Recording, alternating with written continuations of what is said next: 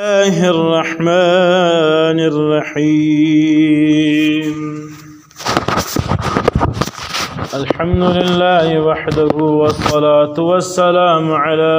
أفضل الرسالة. بسم الله الرحمن الرحيم.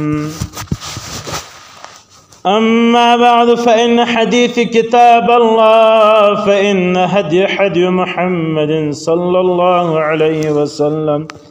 فإن شر الأمور محدثتها وكل محدثة بدعة وكل بدعة ضلالة وكل ضلالة في النار. أما بعد فأعوذ بالله من الشيطان الرجيم. بسم الله الرحمن الرحيم. والنازعات غرقا والناشطات نشطا والسابحات سبحا فالسابقات سبقا فالمدبرات أمرا يوم ترجف الراجفة تتبعها الرادفة قلوب يومئذ واجفة أبصارها خاشعة يقولون أئنا لمردودون في الحافرة أئذا كنا عظاما نخرة قالوا تلك إذا كرة خاسرة فإنما هي زجرة واحدة فإذا هم بالساهرة. هل أتاك حديث موسى إذ ناداه ربه بالوادي المقدس طوى اذهب إلى فرعون إنه طغى فقل هل لك إلى أن تزكى وأهديك إلى ربك فتخشى. صدق الله خالقنا العلي العظيم. درود الشريف وأسأل اللهم صل على محمد وعلى آل محمد كما صليت على إبراهيم وعلى آل إبراهيم إنك حميد مجيد. اللهم بارك على محمد وعلى آل محمد كما باركت على إبراهيم وعلى آل إبراهيم إنك حميد مجيد. الله جل جلاله عم نواله فقرآن عظيم فاكي نن پنځه قسم خوري. پنځه سره قسمونه د فرشتو په نامه بیا له پنځو قسم بعد الله جل جلاله انسانانو ته دغه ورمعلوموي چې دا خبر یقیني ده حق د خامخا به کېږي. تر ټوله مخ قسم ویل کېږي د کلام اخري مضبوطه کې یو خبره یو سړی وکړي بیا قسم هم وکړي دا رقم دی لکه یو کلام یو خبره یو اقرار یو قول چې انسان وکړي بیا دا قسم دا ګواهي ورکوي چې دا خامخا عین دغه کار دی دغه رقم خبره دا د قسم تعریف دی. د کلام یا د قول یا د اقرار اخرنی مضبوطه کول دغه قسم ویل کېږي. اوس قسم په کوم شان خوړل جایز دی په کوم شان نه دی خوړل جایز. په حدیث کې راځي قسم صرف د الله د نومونو څخه ماسه په نور یو شی باندې انسان قسم نشي اخیستی او هغه ته قسم نه ویل کېږي. انسان ویلی ما د ستا د سر قسم وي روایاتو کې راځي علماء کرام فرمایي وایي دغه قسم نه قسم خاص د الله په نومو باندې زما د قسم په لوی خدای زما د قسم په رحمان زما د قسم په رحمان و رحیم ذات باندې زما د قسم د اسمانو په مالک باندې دغه قسم قسم ډېر لوی غټ بحث لري. که انسان یو قسم ووایي بیا هغه قسم یقینا د انسان په قسم کې درواغجن شي دغه انسان به یو غلام آزادوي کفاره به ادا کړي. که غلام نه وي 3 روزې به نیسي که 3 روزې نه وي شپېته مسکینانو ته به 2 وخته چې کوم مړی به غرمه باندې کوم مسکینان 8 کسانو ته ورکړه دغه 8 کسان د ماخستان هم مړی ورکوي دغه قسم وایي زموږ په معاشره کې قسم زیات په قرآن باندې په حدیث باندې زما د مسجد وي زما د قرآن وي زما د الله په نامه وي زما د قسم بیا هغه درواغ هم وي په بر ناکلیاره انسان خپل غاړې بندې ساتي بل علماء کرام فرمایي په معاشره کې یو بله غټه ګناه زیاته سوې انسان په ګپو کې قسمونه اخلي مانا قسم دی به ته چکې ما قسم دی به داسې چا ما کړی ما قسم په ګپه کې قسم کې یو قسم چې د انسان غلط سي انسان غاړې بندې سي انسان حنس سي ګناهګاره سي اوس الله جل جلاله قسم اخلي په خپل ذات باندې په قرآن مجید کې الله په ډېرو ځایو کې قسم په خپل نامه اخیست وایي زما د قسم مې زما په ذات باندې الله وایي دلته بیا الله جل جلاله په 5 قسمه فرشتو باندې جلا غټ فرشتې دي غټ کارونه دي د هرې فرشتې باندې په هر ټولې باندې جلا قسم زما د قسم په دا فرشتو باندې زما د قسم په دا فرشتو باندې زما د قسم په دا فرشتو باندې نو وستای ورځ د محشر هغه حالات د یو صادقیه ورشتاقیه په تیر صورت کې ویلې چې انسانانو ان یوم الفصل کان میقاتا تاسو ته محشر ورځ معلومه کړه تاسو به حساب کتاب کوم بیا به انسانانو په خپل مابین کې بس نبی علیه الصلاۃ والسلام روان وي یا به نبی علیه الصلاۃ والسلام ناس وي یا به نبی علیه الصلاۃ په مجلس تللی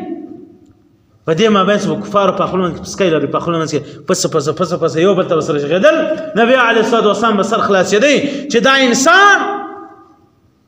په دغه خبره باندې پسخن وي چې زما په دې خبره ضرورت نه سورۃ محشر یقینا د راته پر اساس وس الله نبی علیه الصلاۃ والسلام ته قسمونه خوري اې د رسوله زه تا ته 15 واره قسم خورم یقینا دغه کار به کیږي حق د دغه ورځ محشر باندې قائم کیږي تاسو پر اساس الله وس اول قسم خوري والنازعات غرقا زما د قسم په هغه فرشتو سره چې هغه ټوپې په غوته او په ټوپ وونکي سره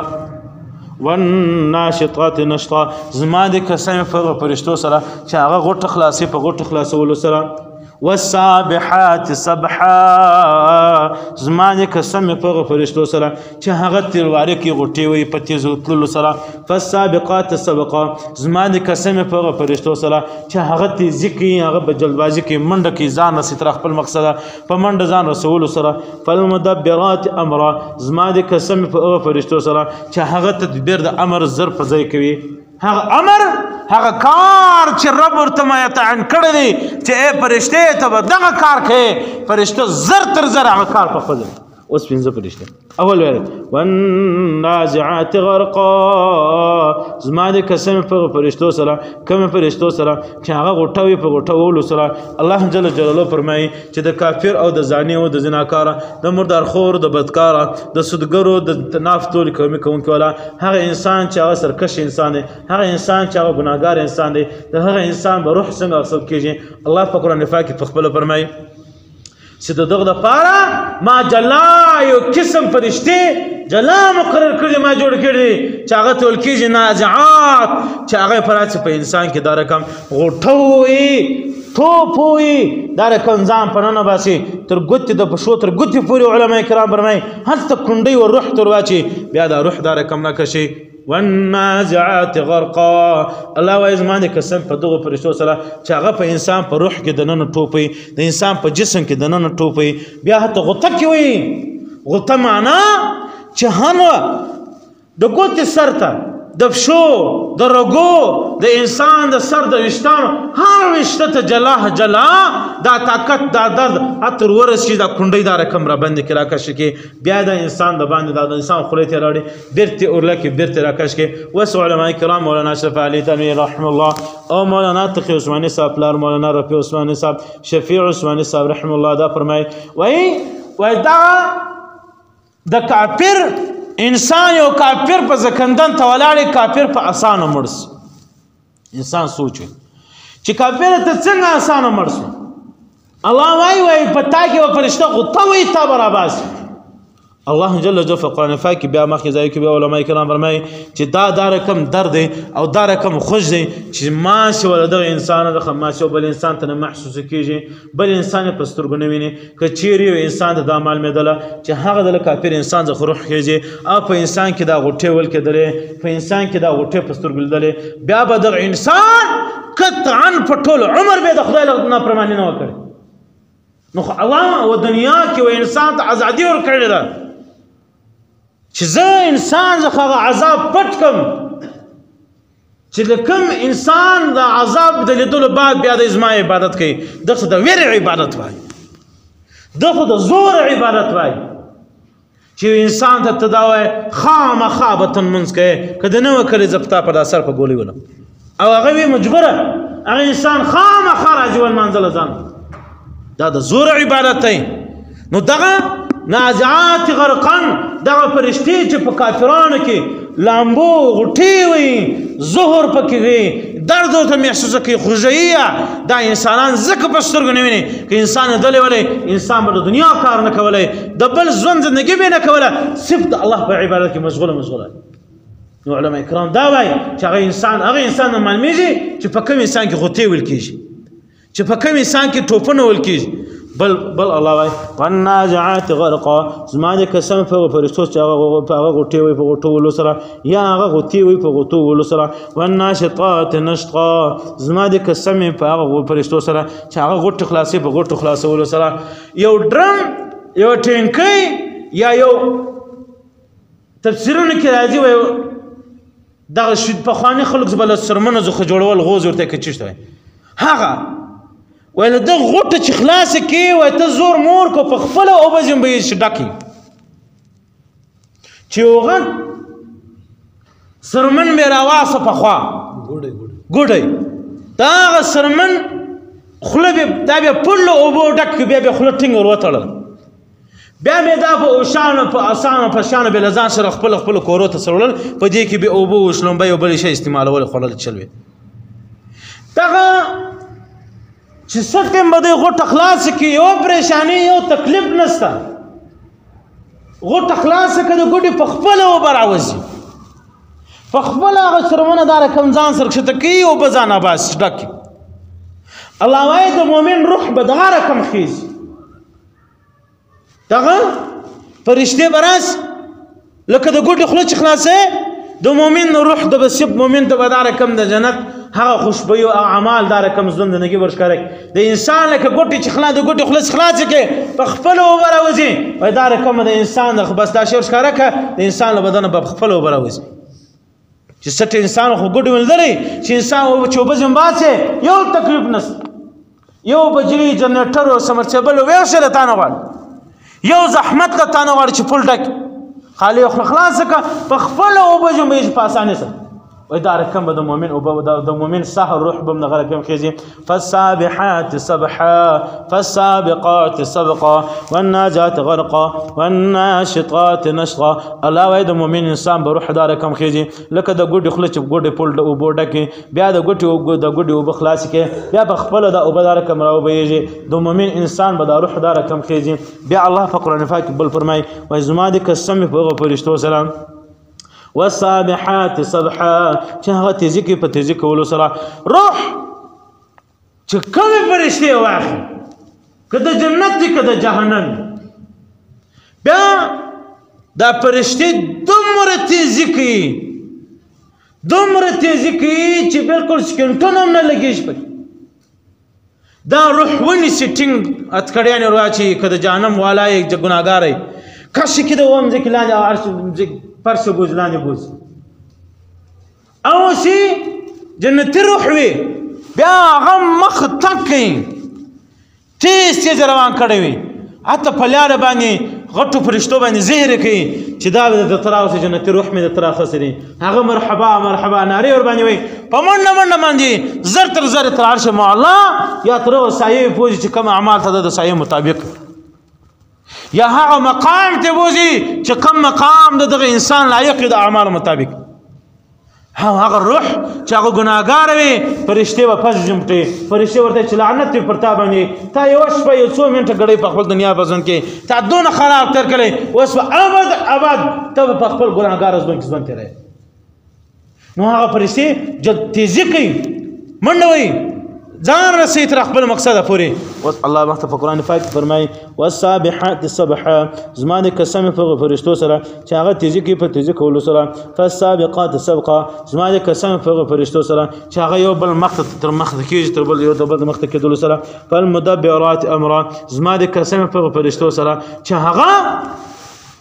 دغه فرشتې او دا په قرآن پاک کې دغه آیات بعد کې دا تفسیر راځي وایي چې دا فرشتې څه روح وبس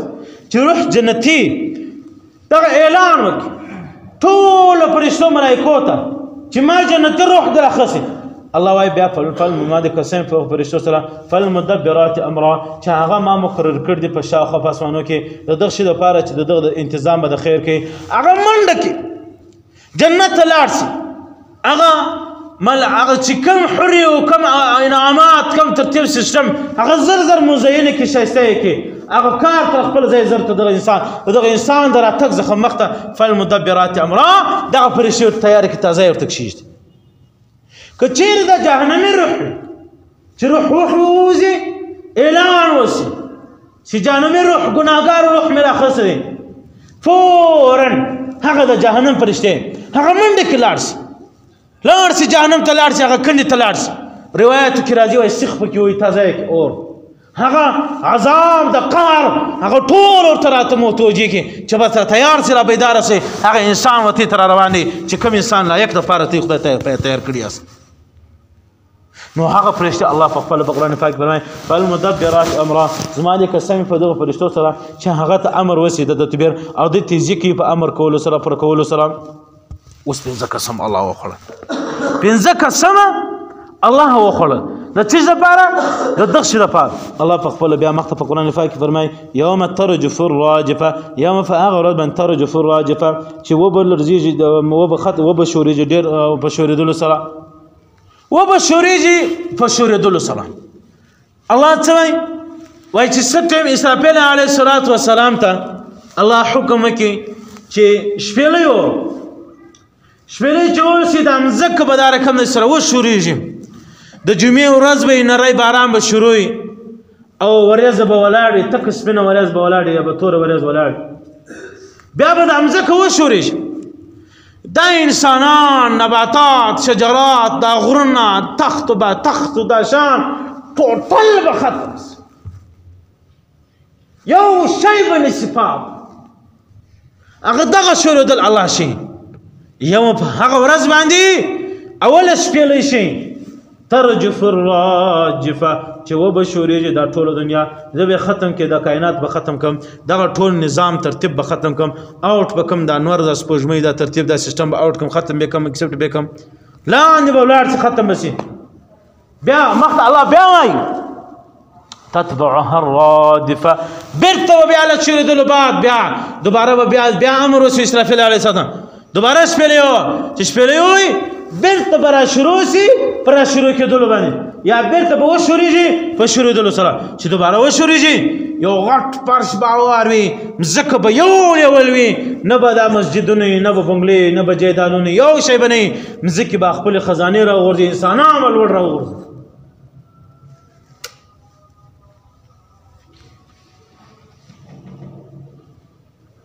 الله أكبر الله أكبر الله أكبر الله أكبر أشهد أن لا إله إلا الله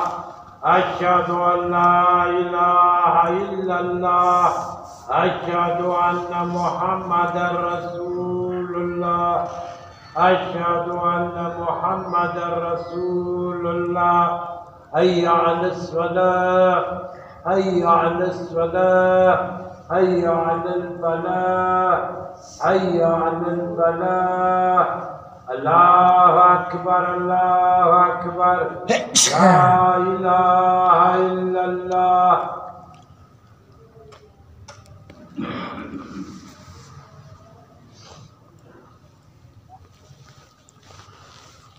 حامدا ومصليا اما بعد. وس الله جل جلاله